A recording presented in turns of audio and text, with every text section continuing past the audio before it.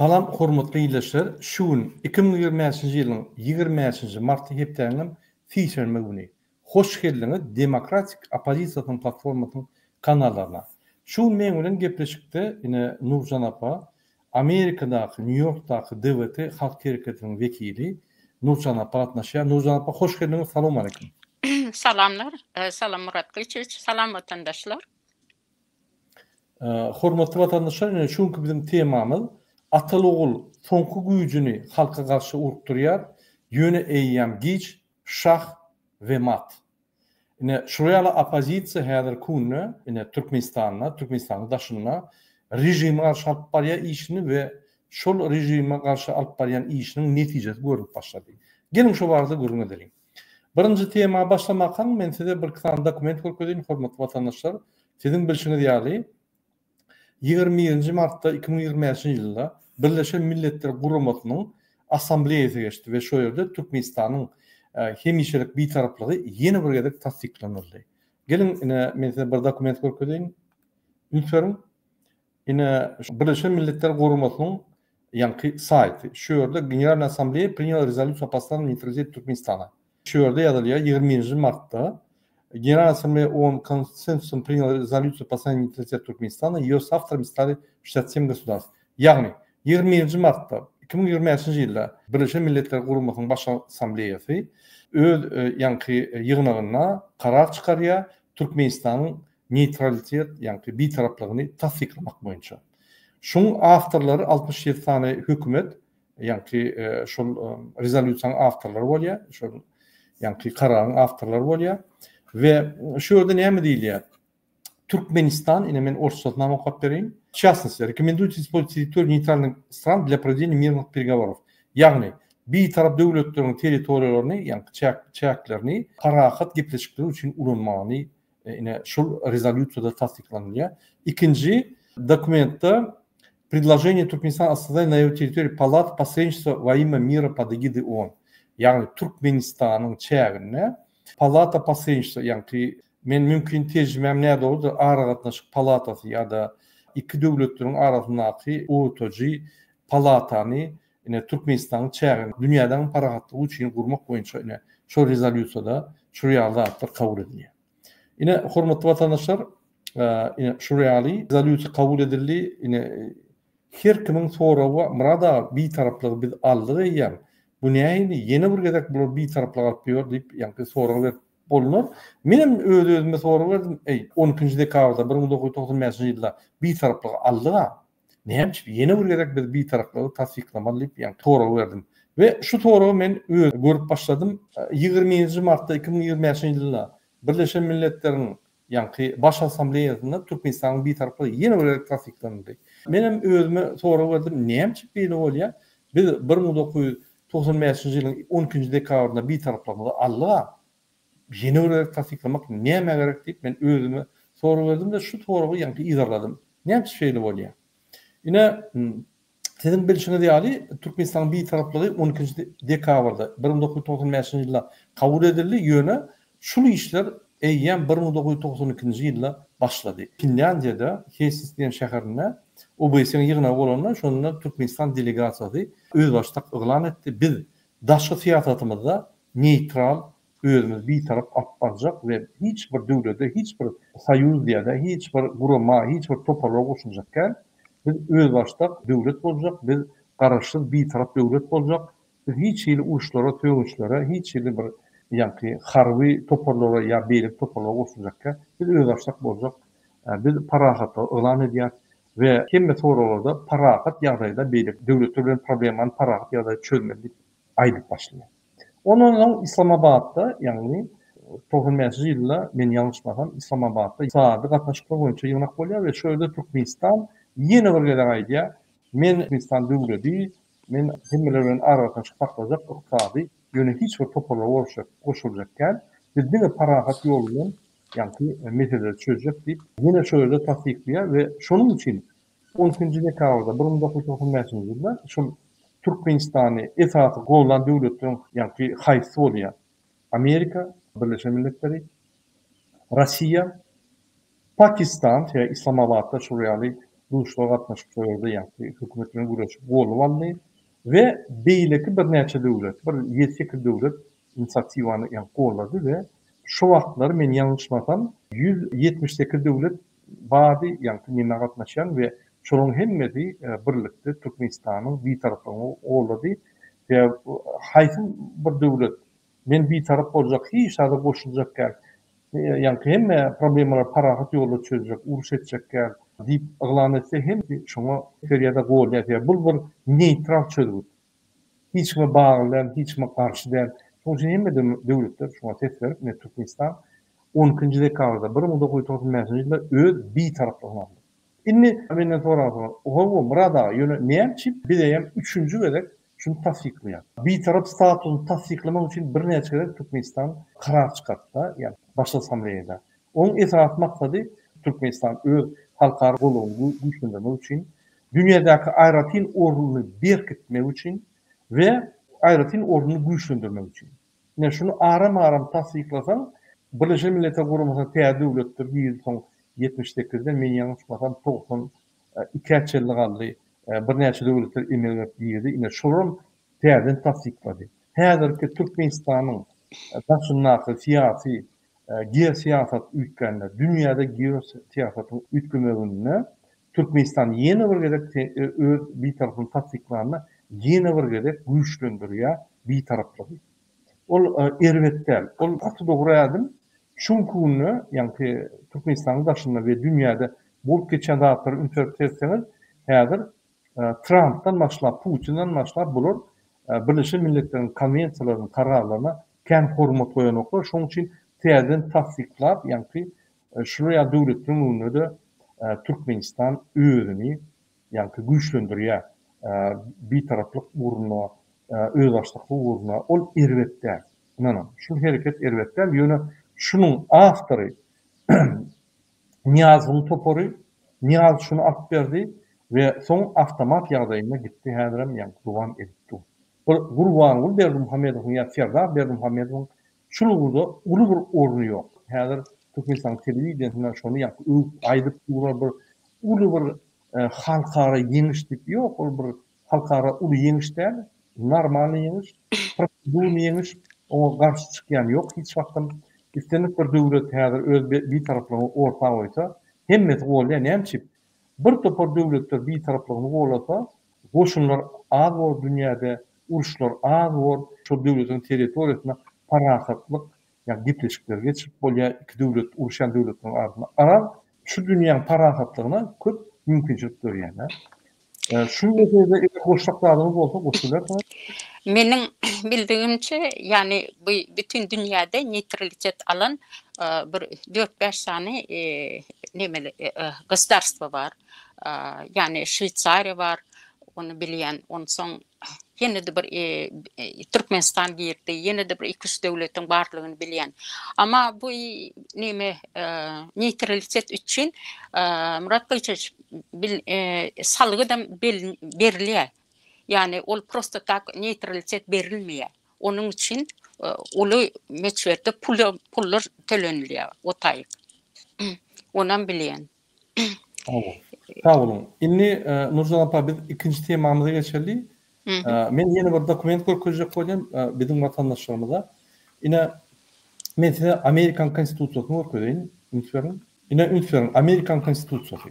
Ýürüte ortalygyna aldym, ine Konstitusiýa Soединённых Штатов Америки. Ine Amerikan konstitusiýasy ine şu ýerde ýazylýar. Мы народ Соединённых Штатов, дабы образовать более совершенный союз, установить правосудие, гарантировать внутреннее спокойствие, обеспечить совместную оборону, содействовать всеобщему и благоденствию и закрепить блага свободы за нами и потомством нашим, торжественно провозглашаем и устанавливаем настоящую конституцию для Соединенных Штатов Америки. Men şunu tercüme edeyim, Litvaça. Tercüme mümkün, oraya alı neme olmaz, yönü, manisi yine doğru olur. Biz, Amerikan halkı, yani Birleşen Amerikan halkı, birleşip bir ötün cemiyet kurmak için, biz kadiyetlerin, adaletlerin, parahatlığı berkitmek için, Amerikan'ı birleşip goramak için, hem Amerikan halkı bayamak için ve şu baylıkları kazanıp arkın yaşamak için şol mümkinçilikleri bizim halkımıza berkitmek için ve bizim gelecek nesillerimize berkitmek için biz davaralı şol konstitutsiyany kabul edýäs. Yani şuraya tercümesi var. Yine şu maddeler köpten, inanın häzir aýdaýyn, näçe maddesi var. Yine 2-nji statya, 3-nji statya, 5-nji statya, 7-nji statya. Şoň ýöne bu torda 7 tane statyası var. Yine şu kim bolacak ya? Prezident делегат от Virginia George Washington, New Hampshire John Langton Nicholas Genci. Yani her ştatın vekili bolacak ya. Mysal üçin her welaýatyň vekili bolacak ya.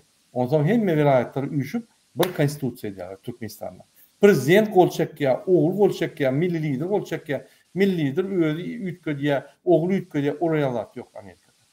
Ştatlaryň ýolbaşçylary birleşmek üçin bolacak ya ve şonu 17 sentýabrda 1787-nji ýylda şol kabul edilýär. Ünsüren welaýatlaryň ýanky ýolbaşçylary bilen kabul edilýär we şol konstitusiýa tasdiklenýär. Ondan beýlik welaýatlary girýär, ýanky birden hemmeti girmedi, beýlik welaýatlaryň girip şol başlanýyş konstitusiýasyna şuraya alýar. Ünsüren men size näme şunu okudýam? 1787-nji ýyldan bäri 237 ýylyň dowamyna şol konstitusiýa jemi 26 edek popravka berildi. Ine diýerim? Popravkalary. Ödem gysgaçyk. Ine 237 ýylyň dowamyna jemi 27 san popravka, ýani goşmaço maddalar ütgödüldi. Soňky edek goşmaço madda ýerildi 1971-nji ýylda. Ýagny soň 44 ýylda hiç zat ütgän yok. Bizde soňky 3 ýylda, ýani 2020-den bizim birinji proses edilmeden bäri näçe edek konstitusiýa ütgödü. Şol 2020-nji ýylyň 20 sentýabrda çelli gelýän konstitusiýa eýýam şöyle prezidentiň haklary ummasydy we şonam ataly oğul öýellerine bagyşlap, öýellerine gerekli edip ütgötdi. Ine ol konstitusiýa boýunça biz ýaşap bilemiz o. Mümkin näme? Bizim haklarymız ýok o ýerde. Adamlar gönaýdy, murada konstitusiýa işlenir. Türkmenistan konstitusiýasy näme çip işlenir? Türkmenistan konstitusiýasy egerde işlemese, onu Türkmenistan prezidenti Türkmenistan konstitusiýasynyň käpiller. Diýmek, Türkmenistan prezidenti Türkmenistan konstitusiýasyny depelep, hiç kim şol maddalaryna üns bermän, aýratyn hökümet, konstitusiýa teretmän, goşmaça aýratyn gatdalla hereket edýär. Bir kanun zonada hereket edýär. Kim şunu düzeltmeli? Diňe Türkmen halky. Türkmen halky ýeketek organ Türkmenistanda konstitusiýany işletmek üçin. Ine şoň üçin biz Ramazan bayram namazyna galyp bir gedek konstitusiýamyzy elimize alyp we şul kezzap Gurbany Serdar Berdimuhammedowa bizim konstitusiýamyza hormat goýmany biz talap etmeli. Ine şoň üçin biz çykýar. Şul iki ataly oğul kezzap bizim konstitusiýamyz üstünde küçtep demet gördü, yırtıp, yenjip, yumup, yırtıp, çermep, näme tolk et görmedi. Hemme dadet gördü. Indi ponqalın konstitusiýadan şunkuny depelap bolur. Men näme depelap bolýan? Herdim. Türkmenistan daşyna çykmak üçin bir topar dokument ýygnamaly. Bir kanun. Türkmenistanyň welaýatyndan merkeze geljek bolsaň, ruhsat almaly. Bir kanun. Türkmenistanyň içinde ataly oğul öýüne şeýle bir status goýdurulmaly. Bir kanun. Türkmenistan prezidenti, Türkmenistan'ın milli lideri, Türkmenistan'ın aklı çopan oğlu, Könülmüş'taki, yani Tahta'daki, yolu tünündeki, Esenol'daki çopan, konstitusiyanın önüne cevapkärçilik deň olmalı. Yani şuna adalatlık, deňlik değil ya. Hani var mı? Men size häzir bir videomu koyayım, seyredin. Öňüne halk lideri, yani deyip atlandyrýan milli lider diýen bir kezzap, giýici unit pulumuza uğrayan adam näýe öňüne alyp barýar? Şu konstitusiýanyň öňünde bizim bilen deň şul ýa deň dämi? Ünsürip seyredin şuna. Doğru. Konstitusiýa eger işlese halk bu ýagdaýda bolmazdy. Ahman arkadağımız Ministrler Kabinetinin ağzalarını güzlenip bugün asmandan nur ýanlygyny bu bolsa arsyl bereketin hem de döwletçiligiň nişanydygyny aýtdy. Munyň özü ýylymyzyň uly üstünliklere we arawaşyklara besenjekdiginiň öz boşly nişanydyr. Ahman arkadağımız Ministrler Kabinetinin şu kadry ünsürip seyredin.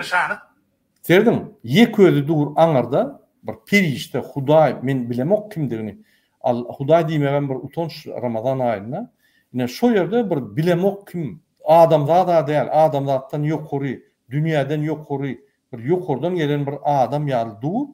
Beýliklerim öňüne ýa-ki türmede, zonada adamlar durýar, elini goýup kellet naşaklap durlar. Ine biz şu adamy, şu aýratyn duran adamy tutsak etmeliler. Şunu bizim öňümizde ine şu ýaly şu duran adamlar ýaly durup halkyň öňünde jogabyny almaly. Şoň üçin biz galmalylar bir gerekde Türkmenistan düýetmeli. Şu ýaly 2 sany kezzaplardan Türkmenistan aýryp, zulümden aýryp, oň yegenleri Şammy, Pammy, Hacı, Pacı, oň Gülnawat ol 5 tan lubownikli, ofitsialny lubownikler we utanmadan gezip ýör. Onun ýa-ki beýleki doganlary, o nazar çüýrük hemmetini tutup biz jogapkärçilige çekmeli. Onun hemmetini pullaryny alyp halka paýlamaly. Ine şo ýaly adalatly meseleler çözüp adalatly fundament goýup döwlet kurmaly. Şoň üçin biz sizi çagyrýar. Bizi ýöne gollap çykyň. Biz hemme sizin öňünizde et berýär şonu we sizin öňünizde edilen işleriň açýadyny berýär. Siz hiç ad etmeler. Diňe bir gün meçidiň öňüne baryp şo ýerden gün köşküňüne baryp şo ýerde dur bilseňiz galanda biz özüňiz oňar. Sizin öňünizde jogap berersiz. Ine şu ýaly şu kezzaplara halkyň öňüne jogap berdiler we bagşlama torlar hemme pullaryny hemme ogurlan pullaryny Türkmenistana getirip halka paýlar. Ine o sizin pullaryňyz, o Gurban Gulyň pullary ýok, Gurban Guly hökümete gelenine bir köpük juwsuna ýokdy. Diňe hökümetiň aýlygyna ýaşady. Onun yegenleri, onun nazar çüýrügi, onun Gülnawady, lubownikleri ýokdy o wagtlary. Şol kezzap gelip Niyaz öldürüp, özüni prezident edip, oğlunu prezident edip, hemme baýlyklarymyzy ogurlap, kezzapçylyk edip, ine şu durmuşa çuň geldi ve Türkmenistany katastrofa getirdi. Nurjan apa bir zat goşsak bolsaňyz aýdyň diýär. Doğru, eger de konstitusiýa otaýda işleýän bolsa Türkmenistanda halk bu ýagdaýda bolmazdy. Öyle göz göýüne ýagdaýda ýaşamazdy. İçinde ve daşında. Yani demek konstitusiýany açan oklar, okan oklar özüne göre yazýarlar, bozýarlar, aýyrýarlar. Olar üçin bir neme başlangıç okudaky kitap ýaly görýändirler ony. Yani kaçınýatsy eden oklar. Bunu ine men günaý diýen. Serdar Berdimuhammedow ýa-ni Kasam Aýdanna men size görkezeyim, her şonu ünsörtsedim. Okawaýdy ýa. Öze montaj.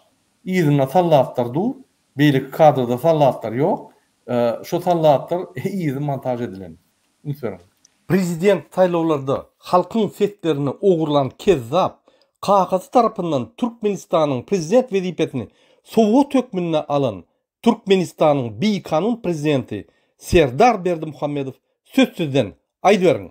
Türkmenistanyň prezidentiniň wezipesine girişmek bilen öz üstüme yüklenen beýik borçlary, mukaddes we ak yürekli, hormat bilen we ýadawsyz ýerine ýetirmäge, Türkmenistanyň döwlet garaşsyzlygyny we beýtaraplyk hukuk ýagdaýyny goramaga, adamyň we raýatyň hukuklaryny we azatlyklaryny hormatlamaga hemde goramaga, Türkmenistanyň konstitusiýasyny berja etmäge we goramaga, ähli güýjümi we ukymy türkmen halkynyň agdy birligine, onuň parahat durmuşyny goramak üçin bagş etmäge, Türkmenistanlaryň häzirki we geljekki nesilleriň şöhratyny hassa bilente götürmekler üçin ähli mümkinçilikleri peýdalanmaga, türkmen halkyna wepaly we dogruçul hyzmat etjekdigme dawraly kasam edýär. Ine kasam eden adam günne konstitusiýany bolup karar çykarýar halka garşy. Oyra barmaly, merkeze gelmeli, ak maşin sürmeli, daşurda gitmeli, daşurda gitjek bolsaň Hudaý takladyn. O sen bir öýlenseň maňa sadrak düşýär. Ya durmuşa çyksak bolsaň ansadrak. Daşurda gitjek bolsaň. Ünsörüň Sowet Soýuzyna ýaşaýak, öýlenmek bir problema diýil. Durmuşa çykmak bir problema diýil. Toý geçirmek bir merken towmak Hudaý takladyn 1 ay, 2 ay, 3 ay öňünden taýýarlyk görüp bir ul bir zat diýil. Häzir o wagtlary biz daşurda gidýärdik. Rossiýa diýdi, o ýere diýdi, bu ýere diýdi. Arkyň bildalyk gidýärdik. Häzir şu günne öz başda bir taraplyk öz prezidentimiz var, arkadağımız var, milli liderimiz var, yine plan tutağımız var, Alavaylı Ferdar var, Alavay var, Pişik var, Eşek var. Hemmeden var, Eşek, Pişik, itli medallar var, hemmedat var. Yöne adatlık yok. Çıkıp olan o. İçinde yöne ödümüze bişişip, gıyırışıp, tövüşüp yatıyız. Başka mümkünçilik yok. Ödümüze guvunumuza devam edek, başka da et olan o. Adatlık yok, hiç gidilem yok. Gidecek o zaman bir topar pullar çıkarmalı, bir topar spravka yığınmalı, bir ay vaktini bitirmeli. Neydi o adatlar? Ne yapıp şunu geldik? Ne yapıp biz şu iksan kezava ödümüzü oynayalım? Ne yapıp şu iki kezava bize hizmet etmelilerle, biz bunlara hizmet etmeli. Sen prezident saylanın. Bütün dünyada prezident saylanın prezident halka hizmet ediyor. Bunlar olsa bütün dünyanı tüy kurup, yani konvensiyalar halkara, yani kanunları tüy kurup, saylanıp, özünü saylap, halkı onlara hizmet ettiriyor. Tersine, öyle mi? Ne şoň üçin ýa Türkmenistan'da agar diýilýär, yallaklara gahrymançylyk berilýär.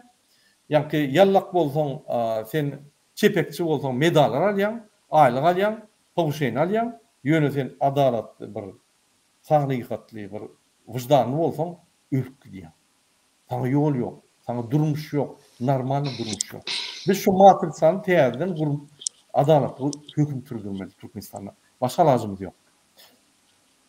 Doğru. Oşaklarınız olsa aydın. Yani şu wagt yurt dışına çıkmagyň gürrüňini etdiňiz. Ýurdun içinde o vilayetten bu vilayete geçmek için hatta Aşgabat'a gelmek için misal için Mardan bir giden yeni dokumentlar isleýärler, spravkalar isleýärler. Yani aňsat girip bilmeýärler. Öz maşinler bilen girip bilmeýärler. Onu änegdim bir yerde goýdurtýarlar. Yani adamların hemme tarapdan hemme hukuklary kısıtly. Kestiler gowy. Ola yurt dışına ola ulu problema çıkmak. Ulu problema. İçinde şonýaly problema var. Nurcan apa, onun ýaňy bizim haklarymyz diňe Türkmenistan içinde bolan, daşynda da bozulýar. Pasport bolan, çarşylyk bolan, konsulsa pasporta barsaň seni itýarly nime diýerler. Hälem soňky ýyllarda çykşy tankyd edip açyk olary kanunsuzlyk getirdik. Bolmasa ýüzüňe terden okdurar. Konsul göni ýa pul bermeden sana hereket etmeýär, salamam diýmeýär.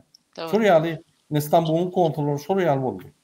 Tankyd edip şoň üçin Murat Kılıçdarow ýa-ýa atyp düýtdik onu.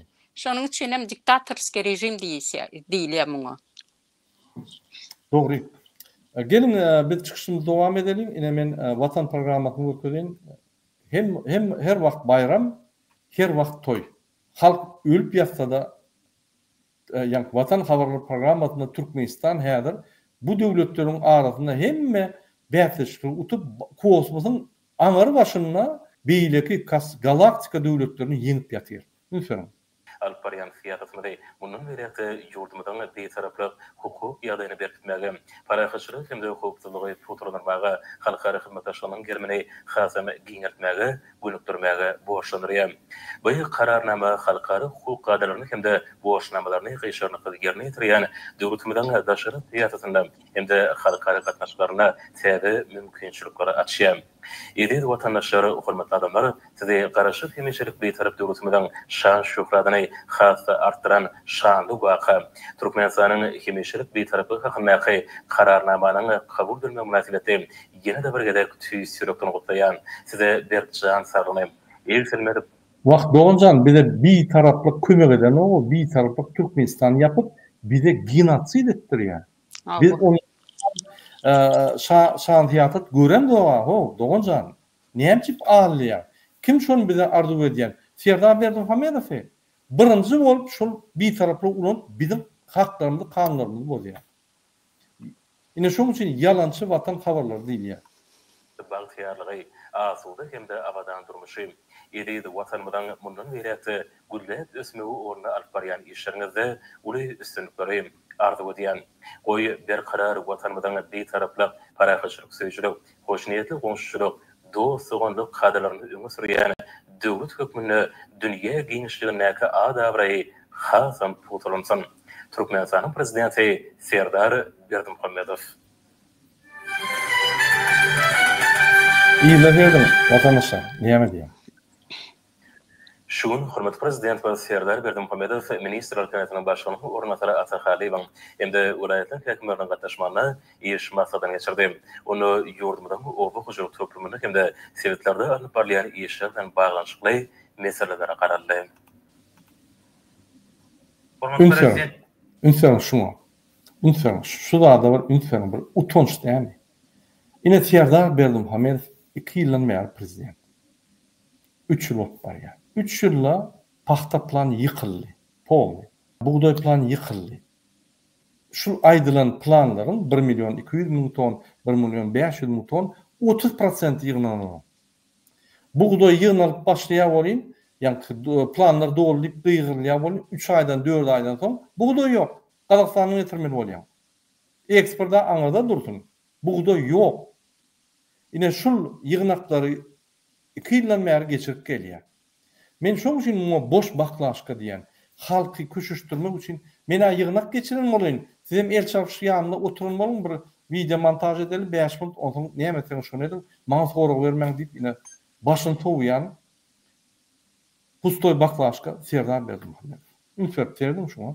Egerde şuň geçiren ýygnaklarynyň hasabyny alsam we rezultat alsam, şuň kunyň rezultatyny, ýagny goýulan planlar statistik boýunça ötküp otyr, hakykatda bolsa biz 30%dan umur bilen bolşan.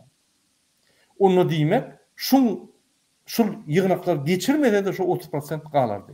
Diýmek boş baklaşka. entimede ýurdumyň oba hoşuluk töplüminde Ine moňa diýerim, maslahatçylyk diýmiş şol. hemde welaýetlerde alyp barýan işler bilen baglanyşykly meselelere başlanýan iş maksadynyň gün tertibine Ine Rabakop, ünsverim.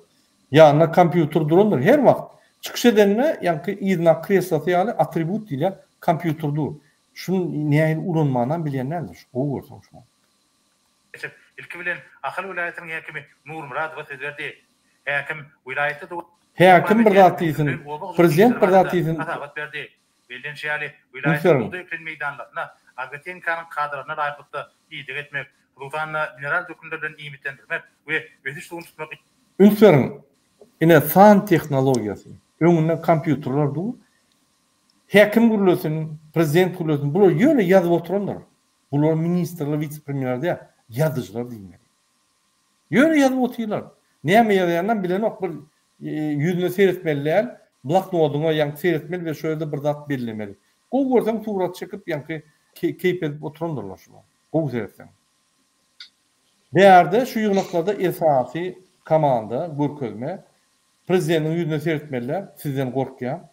Gözüne seretmeliler, sizden gorkýar. Milli liderin ýüzüne seretmeliler, sizden gorkýar. Diňe ýazmaly, bloknotyna ýa-ni ürkünmeli we şoňa bellikler etmeli. Boldy. Ine.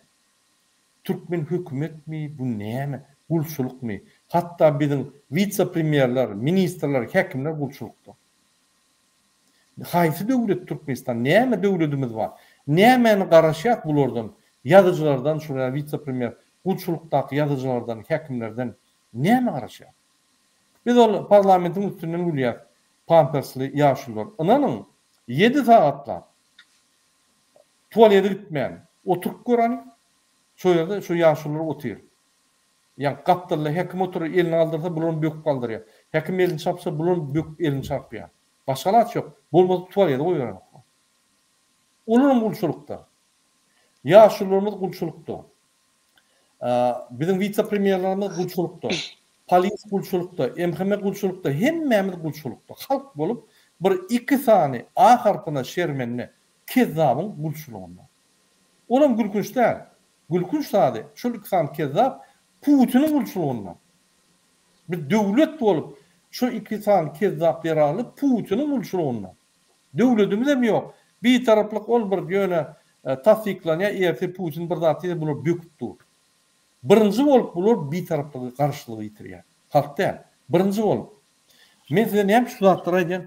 Gelin ho barymyz gulçulukdan çykalyň. Kim olar bir 2 sany özüni orun bilmeýän A harpyna şermenine Gurban we Serdar Berdimuhammedow.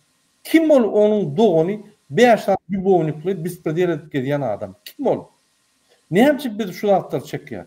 Häzir şu zatlar bize Muhammed Öýüji düşündirir. Näçe bizim halkymız şu zatlar çekmeli we näde bizim halkymız şu zatlardan çykmaly? Muhammed assalamu alaykum, hoş geldiniz. Selamun aleyküm ve aleyküm selam. Salamlar. Salam. Nurcan salam. Näil gowmy? Salam. Oňa Bizden derdi soru verdin de maňa biraz. Soru bermesek bolmaz ýa. Siz görüşden garaşýaňyz. Maňa aktivistler jaňa diýär. Muhammed ağa gelmese biz çykjagam der diýip aýdýarlar. Yo, men çıkar. Men ola yurt halkymyň ky. İslenlik yurtda.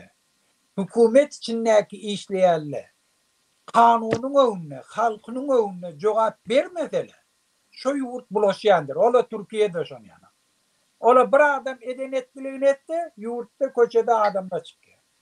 Şo demokratik döwletleriň tapawuty beýleki döwletler bilen, ýyda galan döwletler bilen şundan ibaret. Hiç kime edenetlik ettirtmeýärler. Öz isleýi boýunça ettirtmeýärler. Kanuny boyun etýärler. Her yurt öz hukumet ýolbaşçylaryny kanuny boyun edip bildiler. Halkynyň öňünde jogapkar edip bildiler. Şo ýurdem öçýär, şo ýurtda hemişe parakatçylygyn üpçün bolýar. Şunu bizim halkymız bilmeli. Bizim bedbahtçylygymyz dogry bola kezzap, karamzada, binamyz, biwejdan, dinsiz, imansız adamlar. Ýöne bizim halkymyzda günäkär. Sebäbi bizim halkymyz özüni öz ýurdunyň öňünde jogapkar şuneçelin duýmadylar. Ýurdun içinde özü göçar bolan meselesi diňe özüniň kim kadyp özleri çözjek boldy. Ýöne indi şu dada yetdiler. Şol üçin günne on miňlerçe adam bizim aktivistlerimiň gepine kulak atýarlar. Dinleýärler, pikir etýärler, oýlanýarlar. Şol üçin Türkmenistanyň ýeketek bir ýolbaş we parakatçylykly hukumeti jogapkar eder, ýani hukumet ýolbaşçylaryny ola mescitlere barmaklyk. Şol üçin bizim aktivistlerimiz çağırış etdiler. Halk inni mescitlere barıp başladylar. Hukumetin şondan alad etýär. Mescite barmaklyk özü näme anlatýar? Birji manasy bar. Yani bizim halkymyz öz sözünü başka yerde aýdyp bilen akla mescite barmaklary bilen hukumetin karşısına protest bildirýär. Innem şota näçe köp ýygnanyp bilsele bir mümkinçilik döretýär, bir mümkinçilik döreýär. Hemme bilelikde öz sözlerini bir günün içinde, bir sagatda, bir wagtda bir mümkinçilikden aýrylanyp aýdyp bildirler we öz ykballaryny çökdüler. Şol üçin ki uly bir mümkinçilik hemişe de hemme dinlerde, dinle musulmanlarda da vatandaşlar. Mescitte ibadetgahlar halkın öz yüreğindeki barzadan aýtmaga şert döredilýän yer. Şol üçin hem ibadetgah diýilýär. Din ýolbaşçylary halkın meselesini hukumet ýolbaşçylaryna ýetirip bolmaly. Şo bilen bilerikde bir halk bilen döwletin arasynda araçy bolup durallar bolýar.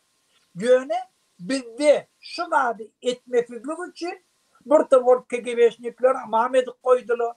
Bir tawar dine giýje günni aýtýan zatlar halkyň kellesine görýär. Aýden namaz okaňak, aýden kellen ýalaňa çygýar, aýdy meşten şonu bir ýerde aýdy oturan bolsa şonu etden hem sen kafir bolýan diýip halky zor günäkär edip otur. Şu haramzadalar özleri haramzada, kafir cennet cehenneme gidecek adamlar. Dinle hiç vakt onu yanaklatıyor. Sen halka şert öğretmeli. Halka mümkinçilik öğretmeli. Halk ne doğru yol bilen pul kazanmar yana etmeli. Halkı öz feraizi diniyetini kıstanmanı, har olmanı, muhtaç bolmanı kazanıp bilir yana etmeli. Hükümetin içinde şolan bağlıklarını, halkın mülkünü, envanını oğlamar yana etmeli. Emniyeti, kanunçuluğu barkarar etmeli. Şondan sonra halka ayıp bilýär, bir düzgünçilik etmedi. Bir tawar karanda da mescidin imameti koyup durlar, ola giýje günni halktan algyly. eger şolun gepine kulak atsan, dine berdi Muhammed Karamdağ'da beheşte gitmeli. Galan halk günahkar. Sebäbi ol Hudaý tarapdan bellenipdir. Halkan günahkar. Bula çala bir daýatda ýok, sen eýän cehenneme gitgen, falan etgen sen cehennem. Her bir zat halk etdi şola karşı. Bula dine ejide ganym imamla. Şol üçin biz mescide barmak bilen mescidem arastalaya. Yani mescidin içine imam bolup duran adamlaram jogapkar etýär diniň, wejdannyň, imanynyň öňünde. Eger şu tak barmasak, o zaman bize derek kegebeşliği belleýärdi. O zaman hemme kişi cehennemi. Birce şulan aýtýan sözlerine göre birce adam yok beşte gidip biljek. Şolan aýtýan şertlerini. Dine şolan aýtýan şertlerini berdi Muhammed beşte gitdi. Ve Hudaý tarapdan bellenen oňa da diýmegen bolana. Şol üçin watandaşlar mescide barın, şu orada bayram hemişe de tarihte şeýle bolan. Halk mescide ýygnanşyp öz ardyny aýdy bilýär. Mescide hiç kim goşulşyp bilmeýär. Ne din boýunça, ne orf boýunça, ne kanun boýunça. Häzirki wagtda da dünýä ýüzünde hemme kişi teredi bolýar. Dünýä ýüzünde musulman döwletler teredi. Mescide barýan adamlara hiç wagt bu iş haýırlanmak bolana. Şol üçin biz Jun Murat bilen ýygyna geçirip maslahatlaşdyk. Biz bütün devletlere, Musulman devletlere, Türkmenistan'daki devletli pasolstwa bar devletlerinin pasollarına, ona, ABS'ye şundan kat ýazýar. Eýdi Fetirde Türkmenistanlılar mescide barýarlar, aýt namaza barýarlar. Şu attan eýýär başladylar. Halk gidip başladı. Hemme taraf, hemme mescitle dolu. Hükümet her hile mekirlik bilen şolun gelmewiniň öwüne geçjek bolýar. Şu halk şu takbaranlar şolun karşısında güýç ulanmar ýana. Ya şolun gelmesinin öwüne geçmer ýana seredin, şoňa çare görün. Görün şu Karamdağda nämet ýerdi. Şol üçin Türkmenistanyň döwleti eger kanuny döwlet boljak bolsa, eger dünýä şertlerine, dünýädäki bar düzgünlere hormat goýjak bolsa, onda halkynyň mescide barmagynyň öwüne geçmeli. Şu wagt bize ýeketek kanuny ýol bilen hükümet ýol başçylar jogapkar etmeklik mescide barmaklyk. Şonu halkymyzda mahrum etdirtmeli.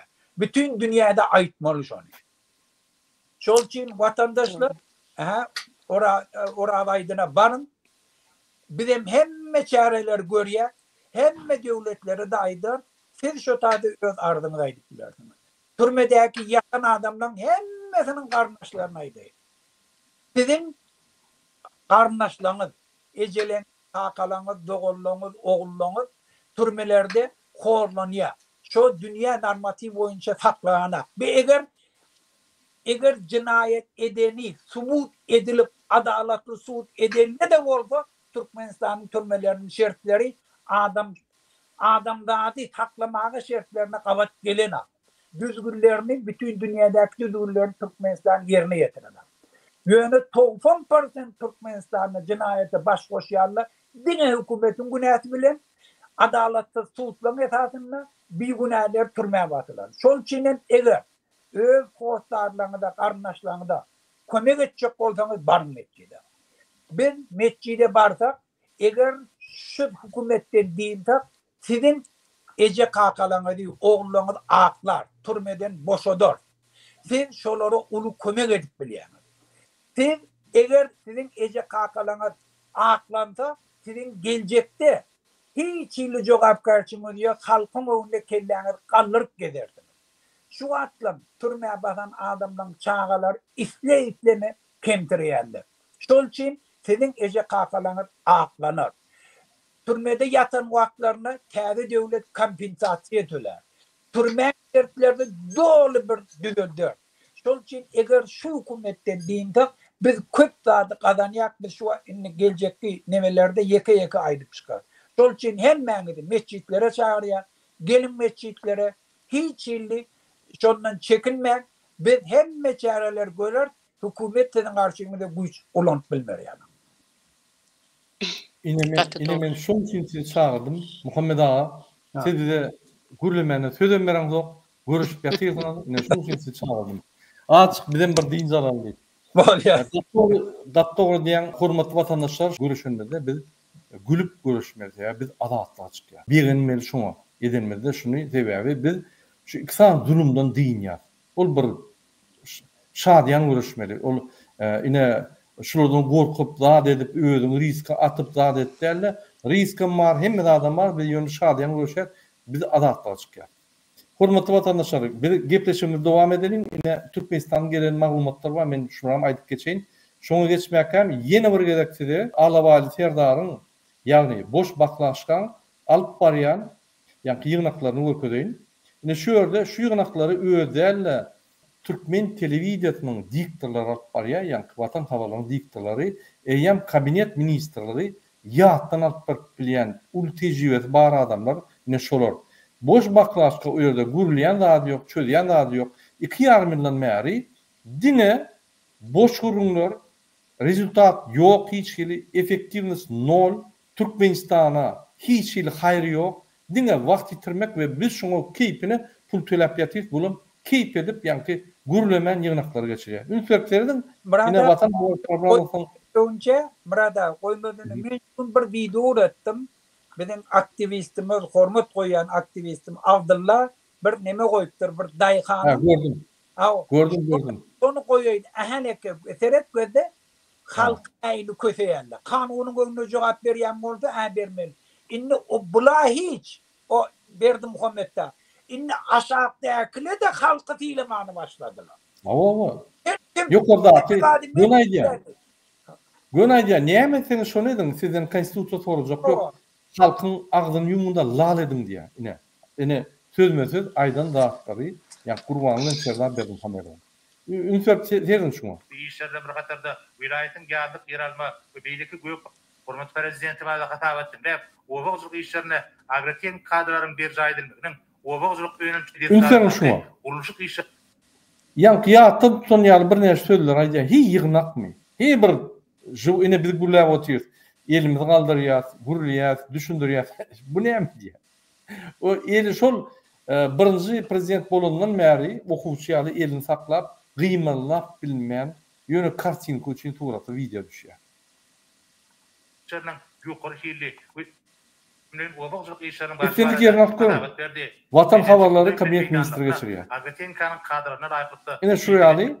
Bizim prezidentimiz. Yine şu Muhammed Ağa'nın diyen videosunu ama görküdeyim. Ya bir minut. Onu çelli Nurcan Apa söz vereyim size. Bana edil bir minut vakti yerek.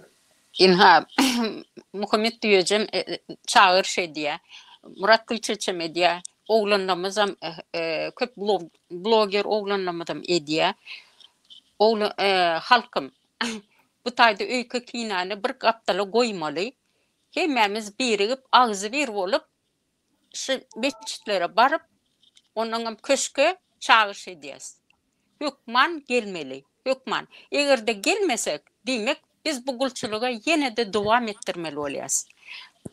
Şonun için adatlığımızı almak için inha bir giden adatlar görkezip oturlar. Seyredin edil kartsinke yalı oyna oturlar halkı. Aldap vatan programmalarını. Şoň üçin çağırşa çağırýas. Hükman gelin, ağzı ver bolun. Şu. Serdarym, men Şaşoz vilayatynyň Gowada etrafynda ýaşaýan Kadir Uzakberdi 1986-njy dogdum. Hormatly arkadaşlar, Serdarym, men şu videonu çekmegiň sebebi men 2016-njy ýylda özümüziň kolhozumyzda bir ýatan bir ýer bardy. İstat Gögerman togoy zat basyp, çöp zat basyp ýatan ýerdi, iki şeýerden derende bir owaň bir mal waklyny ýerdi, şonu owamyzyň başlygyndan arçyndan sorap şöýür maňa berme, şöýür tudekeýin, şöýür aşdyraýyn, bejerdeýin, o barakeýin tudekeýin diýdim. Olam boli diýdi, osaň şu şertnama baglaşmaly diýdi, osaň boli diýdim, şertnama baglaşdym. Şöýtürem 2019-njy ýyla çeýin diýdi, sen diýdi, şöýür baga tudekeýsen diýdi. Ekaga dedi yönü bizim kömür yok dedi. Benim böyle dedim aldım böyle şeylerde. Şu an bağ ektim. Şu kısaca aytsam şu an bağ ektim. 2019 yılında Dayhan hocalığa paylanmalı dedi. Böyle deyip dayhan hocalar paylananızı şu eğlerine vermeli değildi. Yani şu men barandım ha vermediler o yerimi. Şu qarjanıp Türkeşdiyene berdiler. O hopsuzlukda işemiş qarjan Türkeşdiyen. Azam şu Türkeşdiyen geldi däni bir yerlerinde made işi oldu sen dedi bağı koyupsun dedi. Men dedim men özüm alalaşyn sen bilen zadini alalaşyap deyip yarmyar ekçek yarmyar ekes bağın için deyip şöyle deyip böyle dedim eksek ekeldiydim. Azıcık yarmyar ekti zadet 2023 ýylym gelip qarjan Türkeşdiyen bir hopsuzlukda işeyen deyip şimdi indi dedi sen bundan bir ana şöyle ekçek bolsan dedi maňa dedi ýylyna 40 milyon pul törep durýan dedi. Men aýtdym mesela näme üçin tölemeli 40 milyon puly? Arhadamız evlerine dayhanların özüne vermeli. O şu çetna bağlaşmalı deyip aýtdy dedim. Men dedim indi hökümete näme tölemeli bolsa menin töläpdiň zat deyip men özüm aljak mesela berjekler bağımam 40 milyon pulum berjekler bağımam berjekler diýsem häzir wagtda men şu ekipleştiren 100 meyveli bağım var. Mesela sortda 200'likten gowrak turdum var. Şonu ýykçyk diýem ana.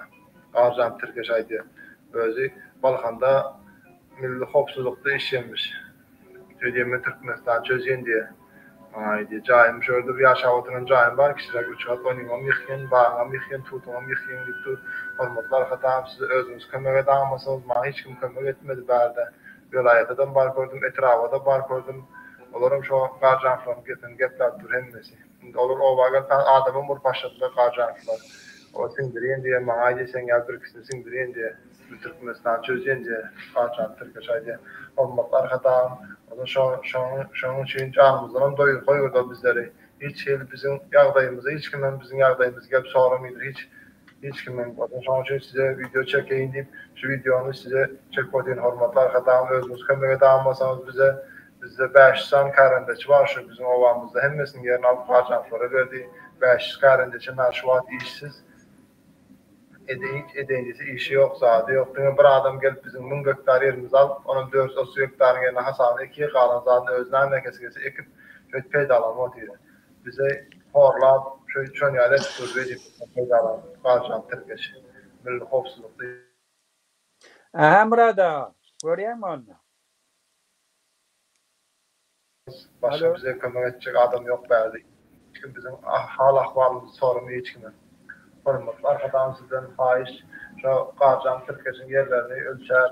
O şu halkın yerlerini özlerine şu anda işini yerler var. Şu halkın özlerine al verip biz özlerine verip bir halkın halının havaraları yardır. Bize bunu gösterseniz hormatlar hatam bizlere. Murada? Ha. Eşitýärmi? Ha, eşitýän bir minut. İşin yerinde yoksa tu eksemptiyle saklar, o bana eksemptiyle satar, çoğun yetkilen ektim, hükümete menin peydandaydır, eynidim, diyle saklayın dedim, bana ekeyim dedim.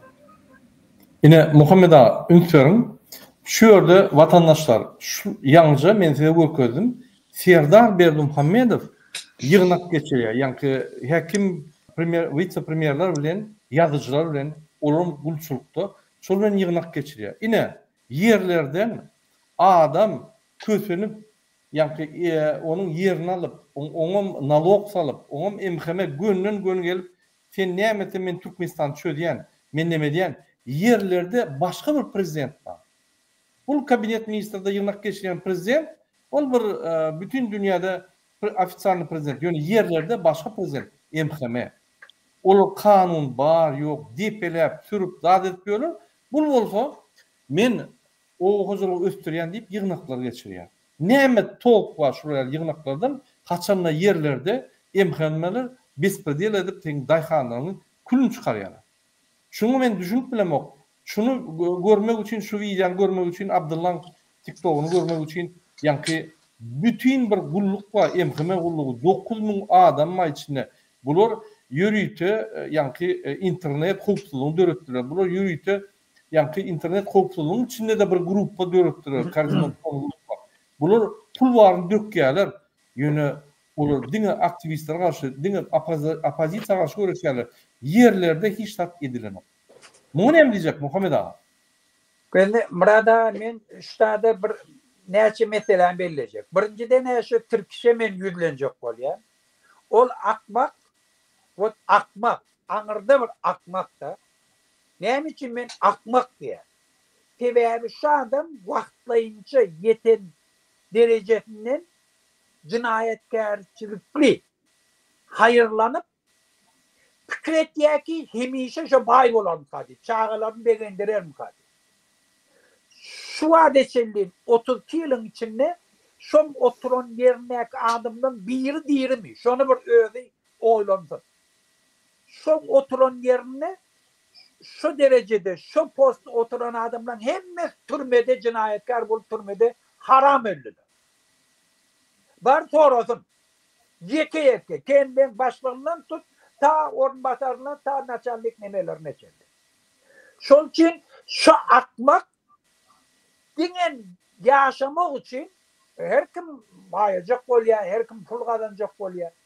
Özüm şon yanak dolcunuzda bolup dastoyna aylık alıp avraylık gezmegine gerek cinayet edip bir dayıkanın dehmetine muhtaç olup şon eken dehmetini, eden dehmetini elinden alacak oluyor. Şuna haramlık değil. Şon Türkeş bilsin. Şuna hiç vakit yetip etmeye, şu eden cinayetem, şu eden cinayetem. Hiç vakit, hiç kimsini atlat bilmeye. Hadirki dövrde de 21. asırda. Şu niyamet cinayet eden adam hiç vakit programlısı yok. Her hükümet gelse de şu adam türmeli.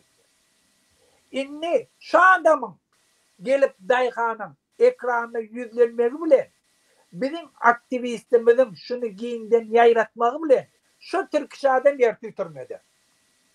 Berdi Muhammed şunu türmeye batmalı. Yoksa da Berdi Muhammed hiç vakit bir tane akmağın eden cinayet için öz avrayını düşüresi gelene. Özü o neden ettilerini öz cevap veresi gelene. Şol için onu türmeye basar, hükmen basar. Ya da kunti anak bağışla, şon hayırlılar, triyak kıyana. En sonunda deyine türmeye basar. Halkın önüne de düşürür. Halkın önüne, kardeşlerinin önüne de bir avrayı bolluyun. Yine de bolur. İnne şol adam hiç mi gerek?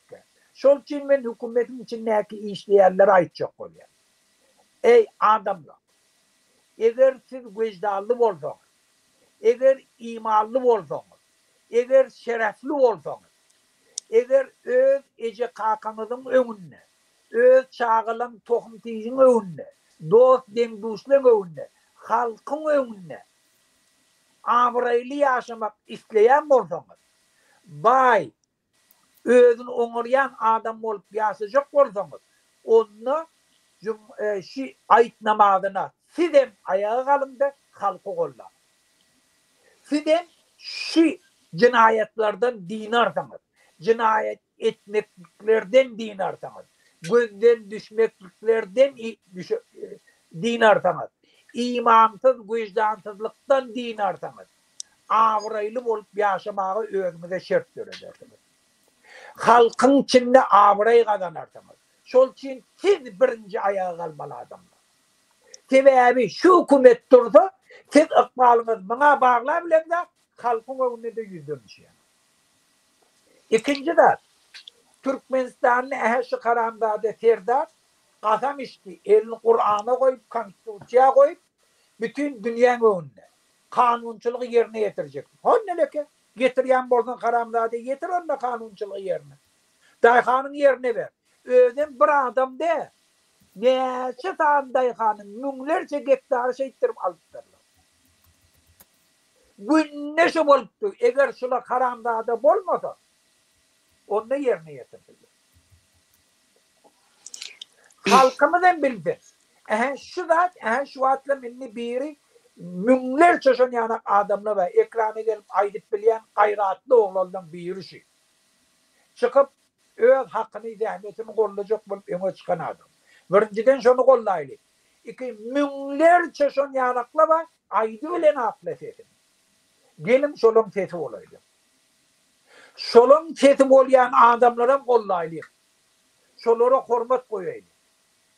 Şola türmede yatıyla şuun kuun, benim aktivistlerimiz ol, şoları kollaydı. Şolun ece kakalarına hormat koyaydı.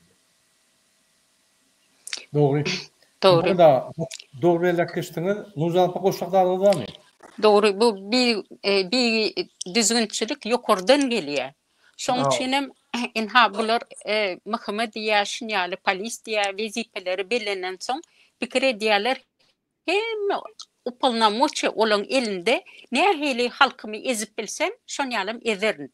Yani maňa hiç kim hiç tak diýmez. Doğrudan hem diýip bilenok sebäbi ýokardakylar şeýdim. O neme düzgünleri bozup oturlar. Doğru. Hormatly TikTok'taki vatandaşlarymyz, siz soragyňyz ýalyn ine şu efir gutursaň men TikTok'a gelýän we gepleşige dowam eder siziň bilen. Hormatly vatandaşlar, ine Türkmenistandan gelen maglumatlar bar. Hukuk arayan gurumlardan, ine şöyle işleyen adamlardan gelen maglumatlar. Atalo ikisi Kezzap Gurbanly Serdar Berdimuhamedowlar vilayatdan gaý işgärlerini, polis işgärlerini, prokuratura işgärlerini, MHM işgärlerini Aşgabatda usuliýet sürýärler. Hemmetini biz vilayatlarda öýlümüzi gorap bilemzok. Hemmez merkeze gelmeli. Merkezde diňe Serdar bilen Gurbanlyň gormaly diýip ýa-ni karar çykaryp oturýarlar. Polis işgärleri, prokuratura işgärleri, MHM işgärleri olar ýadadylar. Şu usuliýeni her wagt şu iki san Kezzap gormaly bize ýadadyk diýen bir adam. Indi ünsörüň iki san Kezzap Serdar bilen Gurbanly Berdimuhamedow şeýle gorupdylar. Hatda vilayatlardaky, etraflardaky MÇS, salgyt gullukdan işleyen adamlary şolar forma giydirip merkezde adamı galyp bizi aýraýmadylar diýip merkeze sürýärler. Onda da şol merkeze 10 adam eltäýmeli vilayatlardan jemläp bize golla gerek, bizi bolmasa halk öldürýär, köçede zorlap öldürýär diýip ýa gorkup şolar ýa adamlary vilayatlardan, hatda salgyt gullugyň, nalog inspeksiýasy, MÇS, ýa-ni migrasiýa formaly giydirip polisiýaly edip şolary ýa-ni usuliýet çagyrýarlar. Bular bilýär, şu ýerde halk galýar, şu ýerde şonuň işlerini bolýar. Indi häzir Minbaronada polis ministrligine adamlary massawy iş alýarlar. Öň şöyle girmek üçin bir $2-3 bermeli bolýan bolsa, häzir $500 bersen, bermesen iş alýarlar. Göni adil kadra barýan, gün pulny berýän, gün iş alýarlar. Häzir seni gaýy edýärler, polis edýärler, waýan edýärler, sallat edip ýa-ni halkyň öňüne çykajak bolýarlar. Şu gyýtka wagtda adamlar ýygnap halkyň garşysyna çykajak bolýarlar. Ünsörüň Gurbanly bilen Serdar Berdimuhamedow ikisi aýak üstünde giýje gündüz uyku ýok, gündüzem uyku ýok. Ahranadan bunyň ne wagt ýatyp, ne wagt turýany düşünip bilenok. Mysal üçin tursa bir ýere gitmeli, derrew ýa-ni ýoly ahrana almaly, ýatjak bolsa daşyny başga ahrana almaly. Bu hiç düşünip bilenok şonuň edýän işlerine. Hatta ataly ol öýler düşünmelenok. Öýlerine yer tapanok. Halk häzir galar 6-njy gün bazı meni aýrar, öldürürler biz diýip näme etjeklerini bilenoklar.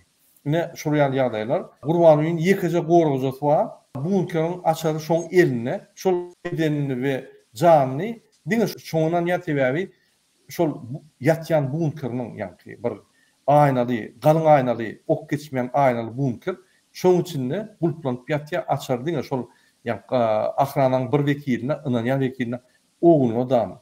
Hatta oğul olarak gelmeyeceğinde hiç kime açarını veren o korkya. Öz ayalından korkya. Şurayal milli lider olup kezzapçılık edip bütün dünyanın ağırlap halkın zulüm olup yaşamak doğulukta yaşayan yalın oluyor.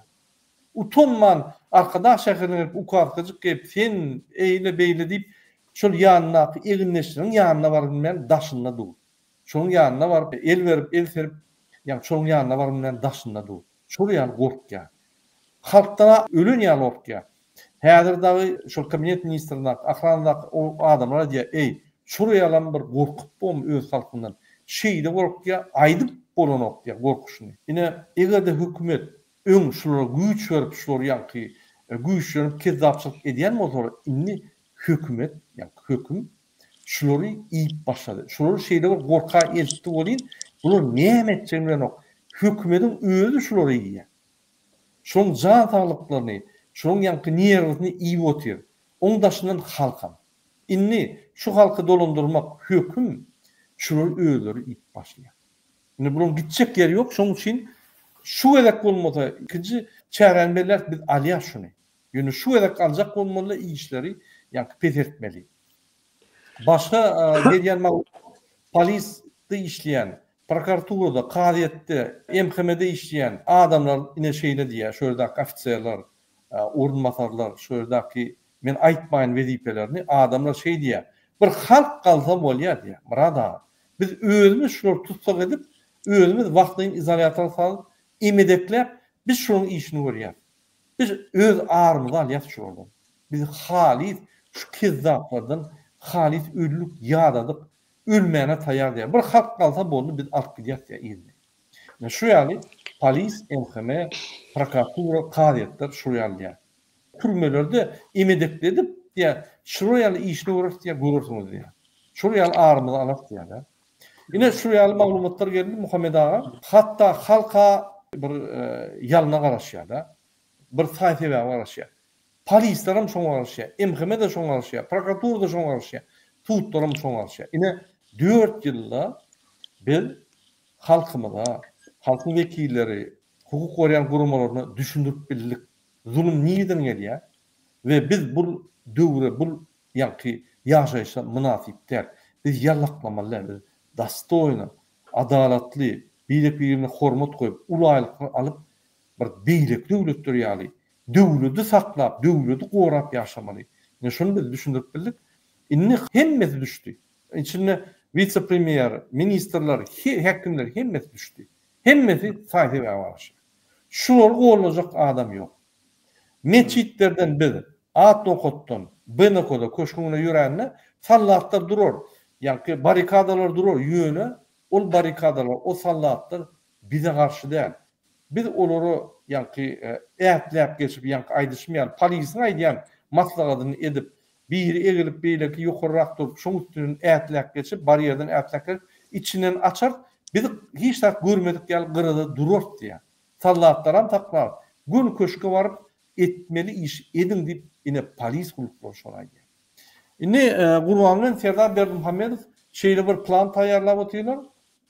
Afganistan'dan adamlar saldylar ýörüte. Bir 50'den 100 adama çeldi. Marın atellerine, Aşgabatyň atellerine ýaşap ýörür. Şolar ellerine bıçak alıp, yani şol herekete giyirip, şu ýerde polislere bıçak vurmaly. Ödem elinden elinden ayağından öldürmeli ýaly, polislerin gaharyny getirip halka garşy uçturjak bolýar. Üntörim, milli lider näme meşgul bolýar? Atalogul Serdar Berdimuhamedov näme meşgul bolýar? Halky näme öjükdirip, agzy ýerligini bozup, millet barjygy ýok galdyryp, terroristler o bular terrorist edip halky polislerini uçturjak bolýar. Muňa näme diýjek Muhammed ağa?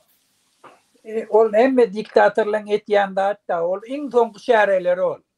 Şol üçin oňa barda o göz ýetiren gitjeklerine. Şol üçin o ýöne ganyk gitjek bolýar-da gurrun şoň üstünde. Ola hiç wagt şo uğragyp urukmaýar.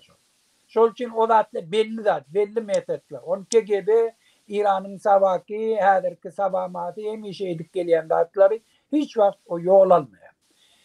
Neme Murada Yankı Berdimuhamedov näme üçin gorkmasylar? Men şu soragy örnege ber. Näme üçin gorkmasylar? Hiç kim adam, hiç tatsız adam bütün ýurda eýe çykyp otyr bir kanun. Türkmenistanyň bütün baýlyklaryny alewna prava sowdular. Garnaşlary etmedik cinayetleri ýok. Konstitusiýa öz başda özü ütgedi otyr. Taýlawlary bir kanun geçirip otyr. Günne aýdym taýip edip adamlary kıtlap, türmäge basyp 1 milyon Türkmenistanlary kul etmäge Türkiýe berdi. Ozam şu zatlyň üstü inni açyldy inni hiç kim sesini çıkarmaýardy. Şol kine başla. Şol kine mara bulam ay hediledip ber. Ýöne inni aýdy otilla emme ýerde etgan. Inni on cinayetlerinin yüzü açılıp otyran. On kimligi hemme belli olup otyran. Şol üçin bakaramda da ona barıp yine de haýyş etýär maňa bir taraplygy yine ikrar edin gaýtadan. Bokunu ýa bir taraplyk hiç ýyly manasy ýok. Hiç ýyly garantiýasy ýok. Ne manası var bir taraflı? Ama men bir taraf, ama bolya bir taraf olsun. Ama Türkmenistan'a oğalda çoktu, İran çoktu, eğer çözmağım akmal. O Saddam Hussein'in kuvveti çözüşüyanı. İran Türkmenlerin bağlılığını almak için eğer Amerikalı'da çöztü, bir de şu taraf çözmek. Ama bir devlet gelip Türkmenistan'dan bir taraflım deyip çözmek olacak var mı? Yani onunla bütün dünyada bir 192 devlet bir tarafta devletle akmak mı? Şimdi ne zasluğu var ben bir taraf değil. O derece dera ol. Bakam dera ol. Sen zasluğun için bir taraflı sana ver. Ne zasluğu var şöyle? Ne edip durla şöyle bir de. Yönümen bir de bol ya pul veriyor medya gayret etti. Ay yönü ben reklam için halkımı ağırlamak için bu yememek için edecek. Doğru hocam. Muhammed abi Hacethanada hayırlandırılır. O absolut hiç peydat. Absolut hiç ili peydat yok. Putin eğer Ukrayna ne için çözdü onu? Eğer Ukrayna bir taraf bulunmalı değil, azat sayılı geçirip bilen olsa değil, prezidentlerin taylap ayrı bilen olsa değil, Putin'in ne işi var ortada? Bir taraflık diyen Ukrayna ortiyet bilen Amerika garant bulun. Men yardımını yarağım tavsiyen hiçbir devlet bana çözmesin diye. Hangi garantlar? Çol için on gittin hacethanada hayırlansın. O bir taraflık dine halka anlamak için. Dine halka anlamak için. Televizyonda hava bir üstünlük kazanmak bütün devletler bokunu yer. Hiç kim kullanak Türkmenistan. Hem ekşen biliyor Türkmenistan'dan bolyan cinayetler. Yöne bizim halkımız öz üstüne cevapkar almadığı için böyle ki devletler şeretsiz teredi oturdular. Onlar Başar Asad'ı ne ettiler? Hani bir devlet kolladı mı? Hani kollasınlar bir devlet? Putin eğer iğne verecek oluyor Başar Asad'ı. En yakın adamları yarakları yerde koydular. Doğru. Muhammed abi. Ayağı altın bir de şeyle. Eğer Eid-i Fetır'da varın. Ramazan ayın Eid-i Fetır'ına varın. Han görevlisiyle durup buluşunu. Şol çiğnem. Mına korkmağa esas var. Oğurluğunu biliyerler. Cinayetkarlığını biliyerler. Dünyada hormat koymayarlığını biliyerler. Hiç kimsenin yerinde durmayacağını biliyerler. Eğer halk ayağa kalsa bir hiç kim. Doğru. Halkın gücü, silin gücü diye. Şunun için halk birikmeli, zatını görkezmeli. Yani bereketli. Banın şu tak, bolli, banın. Şu mescitlerine içine salmasa daşarda durun. Doğru. Şehrin içine salmasa daşarda maşıyla durun. Ta bayram alaya çelin, şehirde o çelin maşıyla iyiydi izinde durdun. Gitmeyin, kıyımlaman durun şu tak. Maşıyla barın mescitlerine önüne durun. Ne maşıylarını bulurlar, öyle ayırdılar. Ne mescitler? Doğru diyor Muhammed abi. Namaz okumağı var ya. Salana benim dur bitecekler. Şurada drone yerimde okuyacak. Ayet namazı. Şurada bir zat birlik kısmeli. Halk hava. Bartın'da maşilli Bartın'da öyle. Hiç şeyli dileceğine şehrin içinde bolmadı. Bollandı. Hazır Kurbanı verdi Muhammedov. Hemmelere velayetten hemme güçler çekya merkeze. Bu biliye velayetler saklap bilen o. Indi bizim berjek mesajımız velayet hekiminden başlar. Velayet polisi, velayet emheme kulluğu, o yerdeki işleyen ofisyerler, velayet MCS, migrasyon kullukları, velayetteki salgıt kullukları, hükümetin hemme kulluklarına bir mesaj veriyor. Demokratik opozisiyasının adından. Şu yerde halk kalır. Halk hekimliğe varıp, şu hekimliğe varıp, bunlar öz hekimini saylar. Vaktayın hekimliği saylar. Şu vaktayın hekimlik size buyruk verir. Siz şu buyrukları boyun almalı. İnni kezzap verdim Muhammedova seyretmeliler. Halk Konstitusiyanın 3. maddesinin esasında öz hakkını eline alıp isteyen hükmetin saylap bilir. Şunun için Mar velayetine yüklenen, Mar velayetinin yaşayıcıları siz Aşkavada barcak bolmaň, velayetler boş o değil. Häzir hemmeler çekip otur. Velayette özünüzü hekimeti alın. Hekimliğe varıp hekimi borç edin. Yani sizin çıkarıyan kararlarınızı yerine getirmeli. Eğer yok değilse şu yerde tutsak edin, vaxtınca izolator oyunda öz hakimini saylan. Siz özünüz şu yerde istendik vaqt uyuşup öz saylanını geçip öz hakimini saylap bilýär ve tiyerden vilayeti kurup başlan. Vilayetten çıkan pulları birinci bilen Mar vilayetten sinmeli.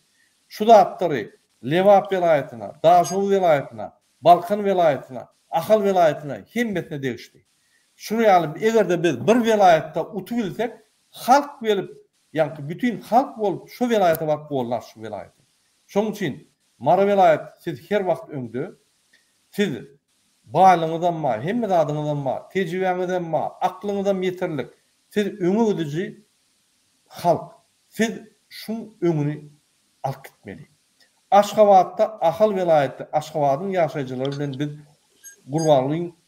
gurbanlygyny gidişer. Siz bolsa vilayeti, şun häzir vilayet boşanyny alın.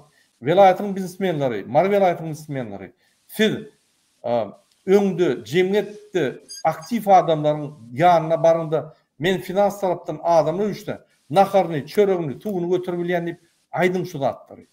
Ve bilinleşin bir gedek bir vilayet bolup bir görkezin bütün Türkmenistana kim dinledi? Bitirin ýygyňyzdan ýörelim. Şonu edin. Murada şu zatlyň öz-özünden bolýandady. Şol üçin men aýtnamada bardylar. Öz-özünden halkyň özi. Bir pikire geldi dämi? Özleri etýär. Men iki dar revolýasiýanyň içinde bolan.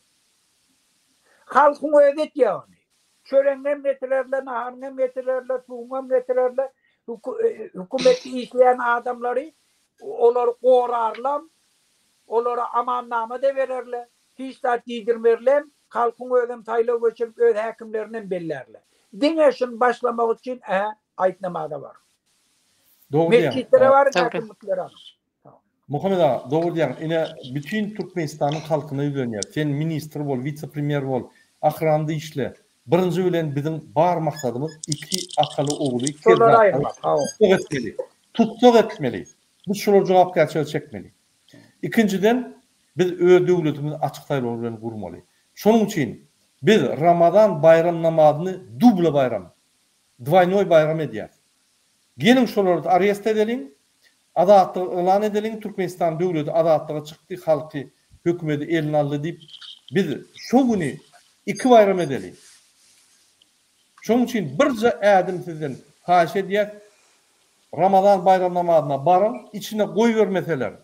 Daşyndan namazyňyzy edin, aýetlerinizi okan, dileklerinizi aýdyn we şonun gün köşküne ýürüşe gitmeli. Hemme Türkmenistanyň mescitlerine üýüşmeli.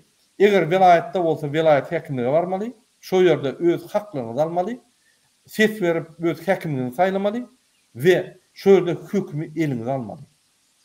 Eger de Aşgabatda ýaşadyňyz, Ahal vilayetinde ýaşadyňyz, onu köşküne barıp şo ýerde Gurban Berdimuhammedowa, Serdar Berdimuhammedowa tutsak etdirmäne ýa-ki ministr çağırar, İçeri İşler Ministri, Daşary İşler Ministri hemmetini çağırıp borç koyar.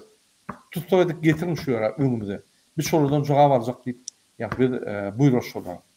Devlet aktivistleri, her aktivistler, cemiyet aktivistleri, građan aktivistlerin hemmetini ýüzlenýär.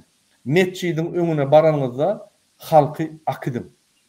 Siz lider bolun. Siz başton bolun.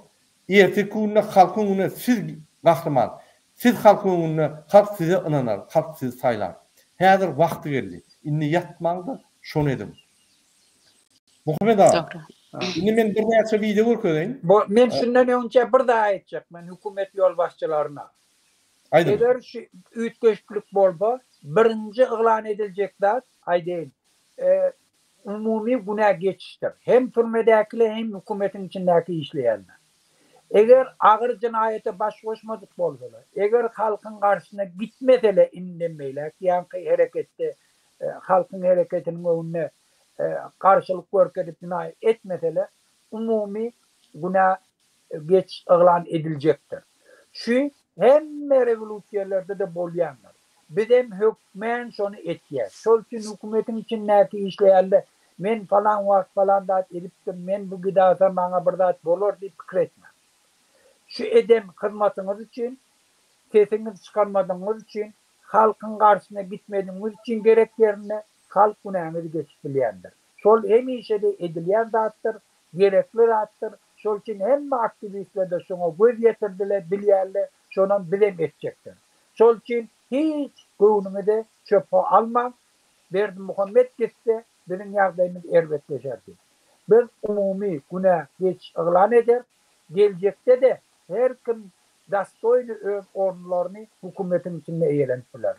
Dastoyny aýlyk alarlar, halkın arasında kellerini kaldırıp gelip bilir yana eder.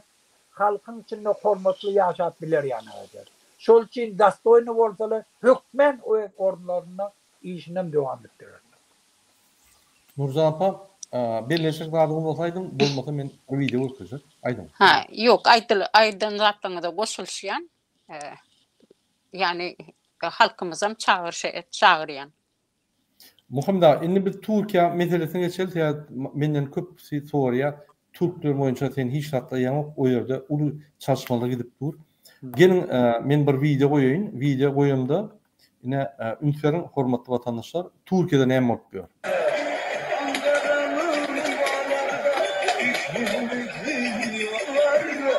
Ne zaman sarhoş olduğunda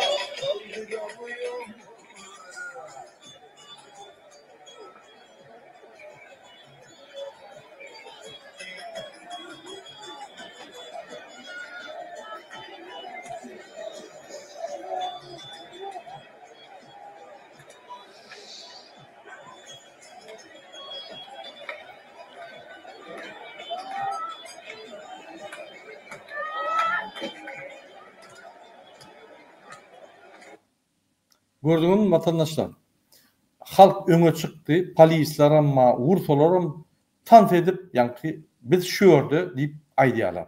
Ine şöyle tutsak edýärler, akdiýaly izolatordan boşatdy, gün ýene yani protesto edýärler. Sebebi şo ýerde öz yani partiýanyň ýolbaşçysyny gorlan.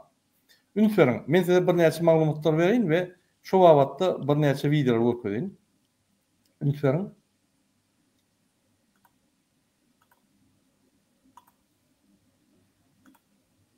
ine näçe adam ýygnandy Türkiýede, ünseriň.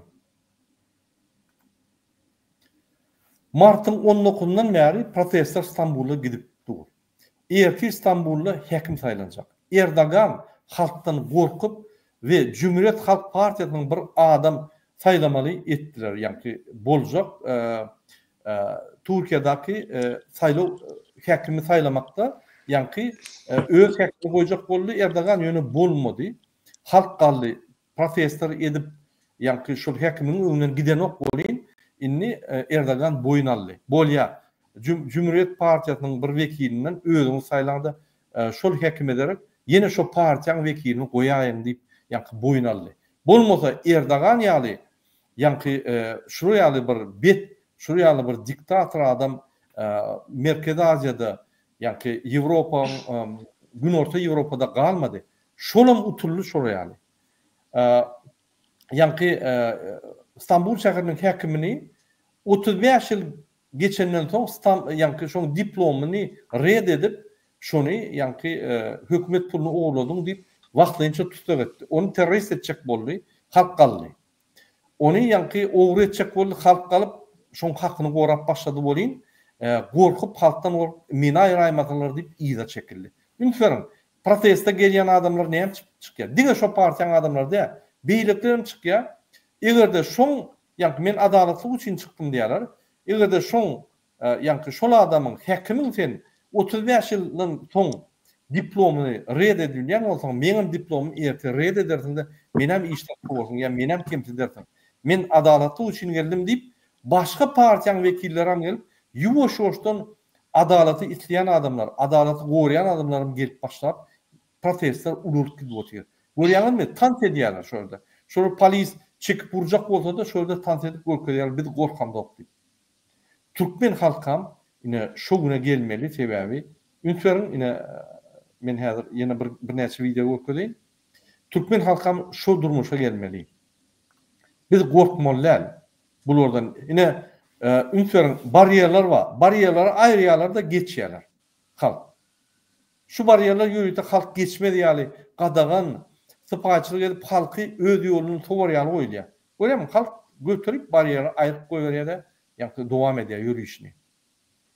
Ine şunu gaýdýarlar, ýa-ni ýürüýte. Şoň üçin siz şu ýürüýüşe gidende jüýüňizde 3-4 tane maska bolsun, äýnekler bolsun, tanalma diýal kepkaňyz bolsun we şu ýürüýüşlere ine türkler ýaly biz şu ýürüýüşleri etmeli. Başga lazım ýok. Indiki video terdim. Ine ünsüp terdim. Adamlar dur. Adamlar giden ok, giýje gündüz giden ok. Size haşy diýär. Bir bardyňyzmy? Gaýtsaňyz bir-birden öýüňize bararlar. Şo ýerde durun biz hemmesini toplar. Şu oğullardan adamlar getirip size güýçlendiripdi. Şo ýerde 100 miňlap adam çykarar. Inanın. 100 miň adam çykaýta. Inanın polis, MHM, ýa hemme guluklaryň ýol boşur gelip boyun alar. Biz halkyň tarapyndan öňümdi, kädirimdi. Näme diýseňiz eder. Gurbanyň terdar getirin diýip bütün dünýäde şo ýerde getirirse bagşlama sordy. Bütün halkdan. Indiki video terdim.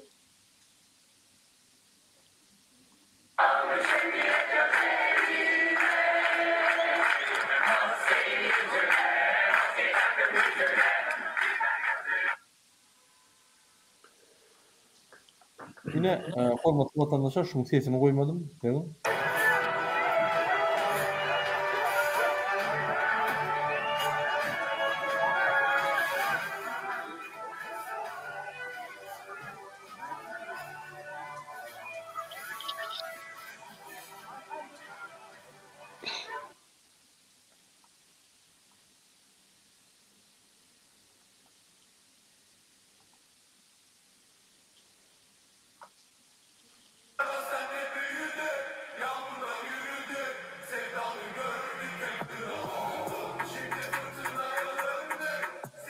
Şu ýa gahrymanlaryny ýapsa adamlar öýleri video montaj edýär, öýleri goýa ine şunu jemgyýet diýär. Bizim jemgyýetimiz döretmeli. Bizim halkymyz diňe Murat Gulbanow, Abdullah, Nurjan apa, ýa-ni Muhammed Düýeci çykyp aýtmalylar, biz 100 bolmalylar, biz 100 miňler çabalmaly.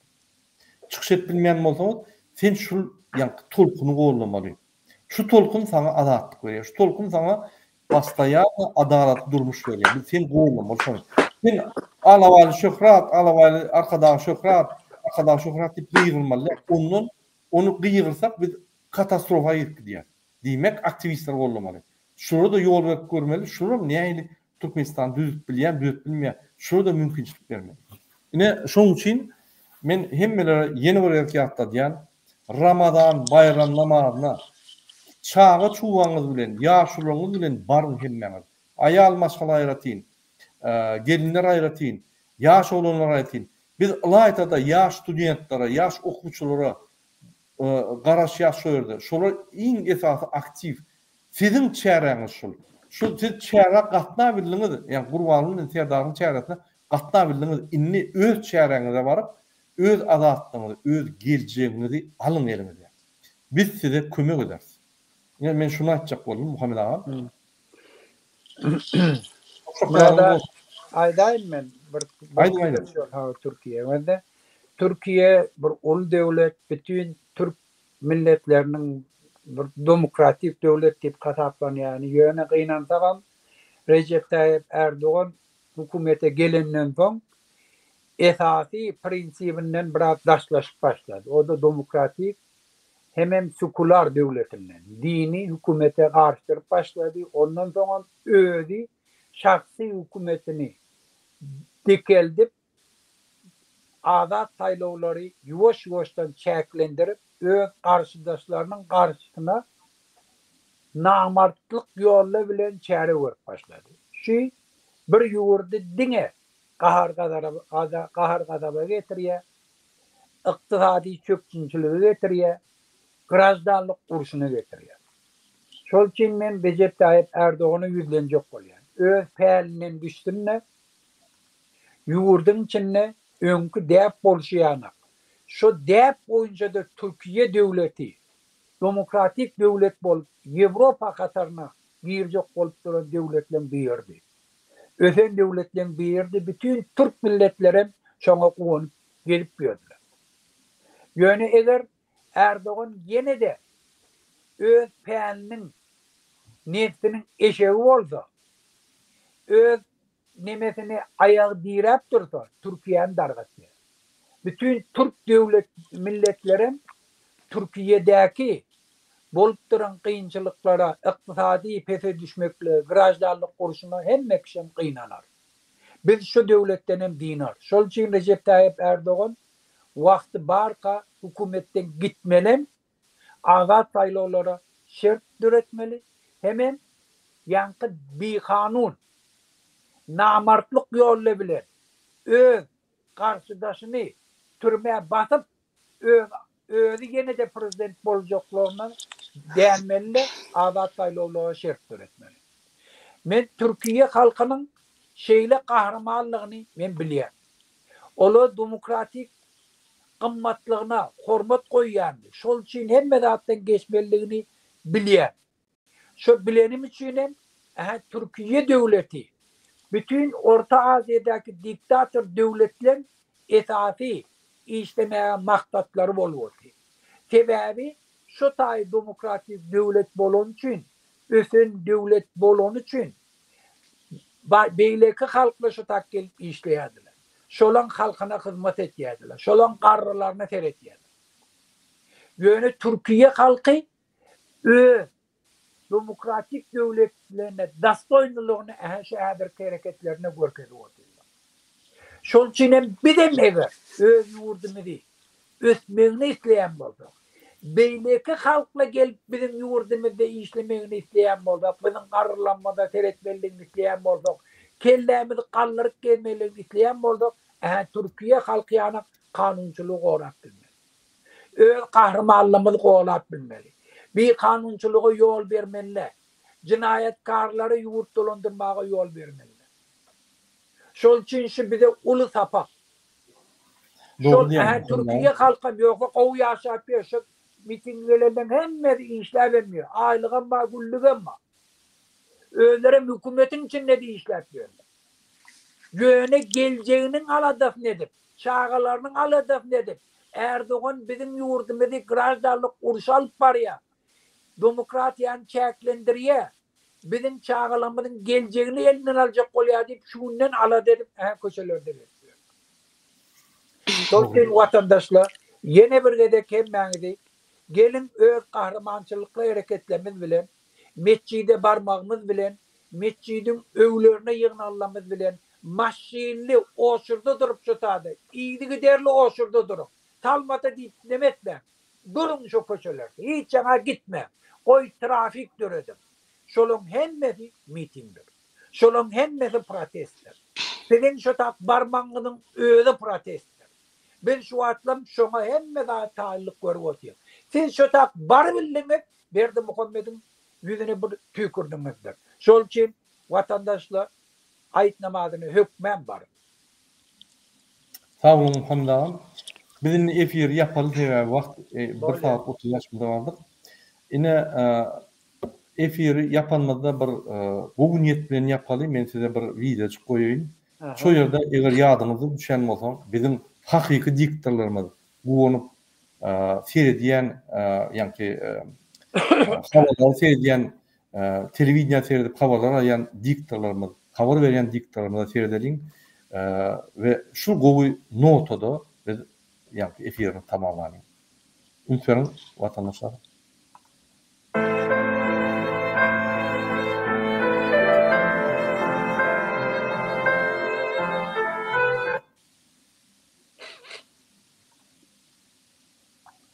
Беспроводной уличный фонарь 1900.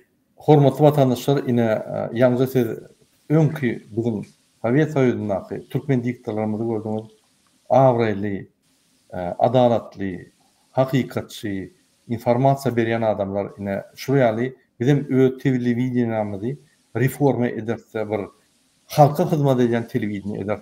Yalan program, watan yalan programmaty ýaly halka hyzmat edýän telewizionyamyzy görýär. Bir kanallar goý ýüllerçe kanal bolsun. Yani hususi, cemiyet, hükümet, 3 türlü kanallar olsun, 3 türlü tipli kanallar olsun. Onun içinde ne açık kanallar görüyorsa şonça görüyorsun. Hormatly vatandaşlar, yeni bir gedek biz sizi yetip gelýän bayram bilen gutlaýar. Sizin günni okuyan namazlarınız, diligleriniz kabul bolsun Allah tarafından ve bize size dine adalatlık ve baht durmuş arzu edýär. İnşallah Ramazan bayram namazına gelip biz ahiri öz adatlığımızı alıp halk daşına, halk içine, halk bilen birleşip toylap dvaynoy bayramımızı beller. İki bayramımızı birden beller. Şoň üçin ýadymyzdan çykarmaň Ramazan bayram namazy.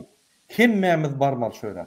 Näçe köp adam varsa şonça şalt biz özgöçleri eder. Az adam bolsa mümkin gan döküşük bol. Köp adam varsa hemmemiz goşulyp diňe iki adamyň garşyna biz halk bolup çykar. Hoşsag bolun, inlik gepleşikleri çeldi. Hoşsag bolun. Murjapda aýtjaklarynız bolsa aýdyň sizem. Yok, hoşsag bolun. Hoşsag bolun. Hoşsag bolun.